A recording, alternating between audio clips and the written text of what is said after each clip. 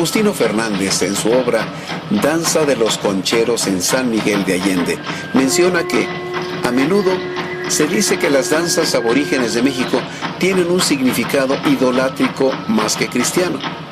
Y es muy posible que en algunos casos, quizá mucho, así sea. Y entonces es necesario señalarlo. Pero a decir verdad, también con frecuencia esa interpretación se exagera. Cierto es que existen reminiscencias, ya sea en el carácter de los personajes, en los atavíos y ornamentos, o en las mismas actitudes y las expresiones de rituales o prácticas idolátricas. Pero es necesario discernir si realmente se siguen usando con la nueva significación o si en efecto ocultan otro esotérico resorte.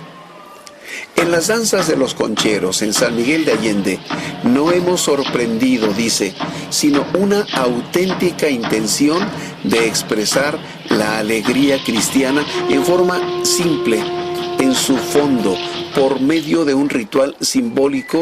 Hay un tono deliberadamente artístico que los religiosos apostólicos le supieron infundir, aprovechando inteligentemente las cualidades y calidades de los indígenas y permitiéndoles cierta libertad de expresión, siempre y no se opusiera o distrajera del verdadero motivo para el que fueron creadas, o si se quiere, recreadas. La organización de tipo militar que tienen los diferentes grupos que integran las danzas, compuesta de hombres y mujeres que indistintamente ocupan algunas de las categorías, es la siguiente: capitanes generales, capitanes, alféreces y simples danzantes, que equivale a soldados. Los primeros y los segundos se distinguen porque traen bastones de mando, ya sea en la mano o sujetos al brazo izquierdo mientras bailan. Y esas categorías se transmiten de padres a hijos con obligación de cumplir anualmente organizando el grupo, lo que se ha de hacer y principalmente bailar, para lo cual en ocasiones tienen que venir de muy lejos, donde tienen sus trabajos. Otros se adhieren al grupo por manda o devoción y son entrenados antes de los días en que van a actuar. Los indios hacen de su dignidad y de su papel en la danza un objeto importante en su vida. Y así, un danzante que es capitán adquiere un aire majestuoso y es respetado por los demás. El bastón de mando consiste en un pequeño palo cilíndrico adornado con listones en el extremo superior. En general, todo el conjunto resulta muy atractivo por los colores brillantes que usan en los vestidos y en las cuentas, plumas y espejos con que adornan sus cabezas. Los estandartes añaden un sentido procesional y religioso a las danzas y en parte sirven de señales o puntos de referencia, así como las banderas. Entre aquellos no faltan naturalmente algunos, y uno principalmente dedicado a San Miguel, otro a San Luis, rey de Francia, otros pintados a devoción de algunas personas, otros con los nombres de las conformidades y con los capitanes generales. Hay también estandartes dedicados a la Virgen de Guadalupe, a la Virgen de la Soledad, a nuestro Señor Jesucristo y a María Santísima. Desde hace mucho tiempo se acostumbra llevar a cabo el 15 de agosto la reseña de Señor San Miguel, la que ahora, en los últimos años, se ha cambiado para el tercer domingo de agosto. La celebración se inicia prácticamente desde la víspera en el barrio de las Cuevitas. Ahí, en la casa de don Mónico Ramírez, se lleva a cabo la velación. Ahí se hace el trabajo de la cucharilla, se hacen los bastones o ramilletes. En otros lugares los llaman custodias. Se sahuman las cabezas de las cucharillas y se nombran los encargados de hacer las rosas o los bastones. Es una labor de toda la noche. Los asistentes tocan y cantan alabanzas. Se reparten el atole o chocoatole, acompañado por el pan. Los cohetes marcan el principio y el fin de la velación. A este evento asisten las comunidades invitadas o para quienes regularmente constituye una devoción o un compromiso, lo que le llaman la palabra. Los asistentes se presentan con un ramo de flores o con una veladora y se la entregan a quien preside esta velación. Don Félix Luna asegura que anteriormente este ritual era diferente.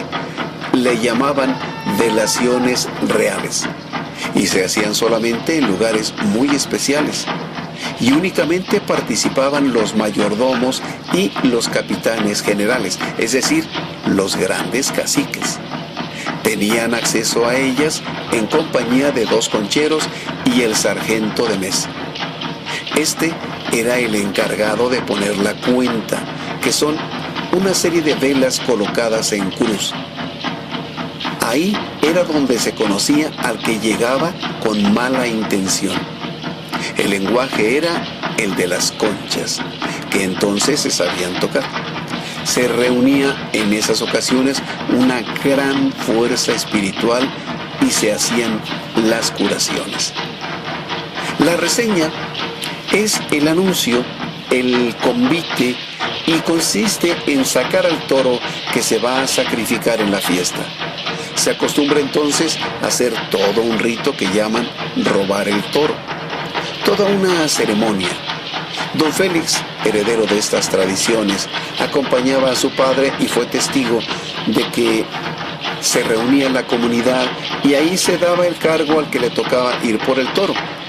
Luego se invocaba al santo ladrón San Dimas y se sahumaba y bendecía el mecate con el que se iba al azar.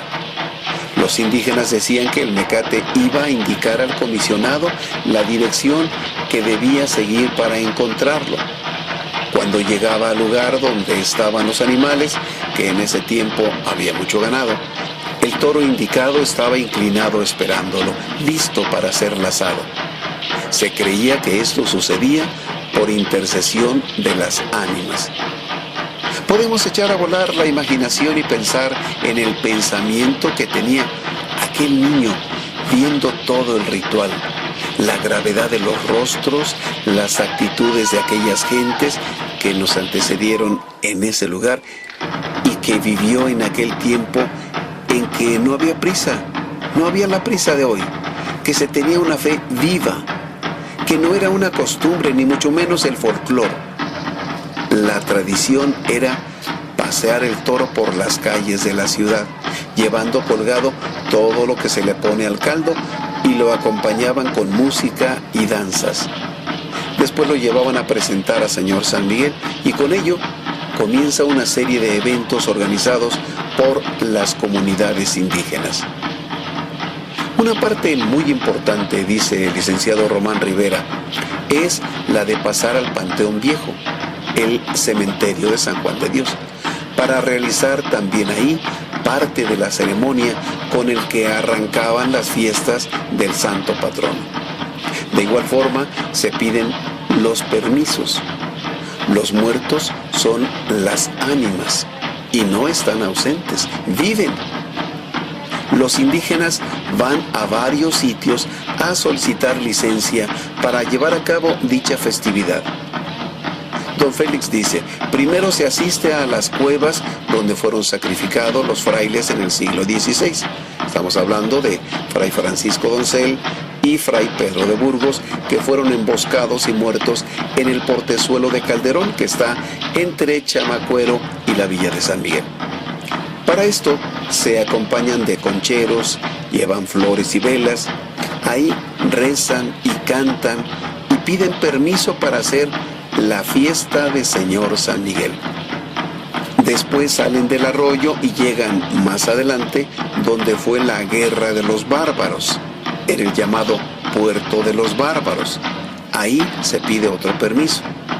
De ahí van hacia Puerto de Calderón, un poco más arriba, donde está la capilla con la Santa Cruz, para pedir el tercer permiso. Para el último se dirigen a la capilla del Llanito. Cumpliendo con estos requerimientos, al siguiente domingo se realiza la fiesta de San Miguel. Total, que que con esta reseña de la fiesta de San Miguel arrancan las actividades que culminarán con la gran fiesta a nuestro santo patrono San Miguel Arcángel. Una fiesta popular, reminiscencias de nuestro patrimonio indígena que vive y que tenemos como herencia, pero también como responsabilidad de que nuestros nietos la conozcan, la valoren y se siga preservando.